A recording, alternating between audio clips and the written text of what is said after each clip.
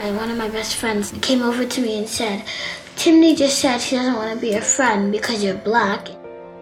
That made me get mad and go walk out of class sometimes. And I would just go out of school and stuff. So this is the behavior I was talking about. She would get punished for leaving class when class was an environment where kids were calling her out for the color of her skin. Yeah, Carter's already internalized that and said, I don't want to be black. And that's a horrible thing to hear your son say, that he doesn't want to be who he is, you know. By the end of kindergarten, they wanted to qualify him for social emotional, for special ed also. I went right to the special ed department and said, I want these taken off, because this is literally the school to prison pipeline where we're talking about how can you list these descriptors of violent for a 6-year-old boy. The thing that's striking is that with many, a large minority and even a majority of adopted children often have behavioral issues in the classroom, and they have some difficulty getting along with other children at a higher rate than biological children do. And that was consistent finding that we had in our research studies.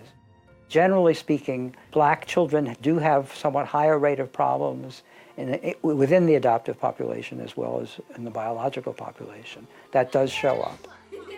There's so many layers of, if you look at the curriculum, it's mostly white. If you look at books, they're mostly white. And all of these things just disenfranchise our kids of color year after year after year. And now having adopted black kids and having to pretty much fight for them so much to get them what they need in school has changed my lens completely.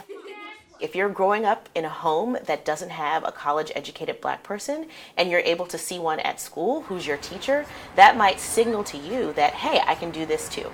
I actually have another study that shows that having a same-race teacher for black students decreases rates of discipline actions, and so you're less likely to get suspended or expelled if you have a black teacher, and so that might be related to how teachers think about misbehavior. So if you have a white teacher who isn't trained in cultural competency and how to work with diverse students, it might be harmful for students. I think everything that's happened to me at this school happened to me because I was black. A lot of people at this school had it out for me from the beginning. My principal was giving me a detention or something I didn't deserve.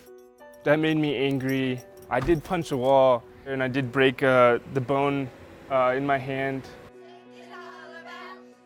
He has been, from kindergarten through, the only Afro-American male in his entire class, all the way through. I believe that race was an issue for Zach when he was young, when he was a little boy. I think that it was especially difficult for him going to school and not having anyone that looked like him that he could reach out to.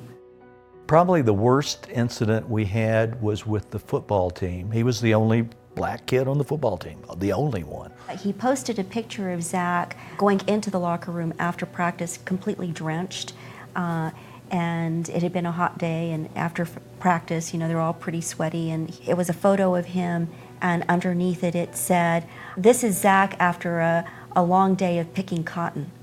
I think it affected me a little bit for a while, and then I think I just kind of got used to it. The lessons I've learned as being a white mom and having black kids, how much institutionalized racism is in our school structure is absolutely phenomenal. And I never had to realize that before I had black kids. And yet this has been the truth for all black families as far back as we can remember. But because I'm white, I never had to look at that.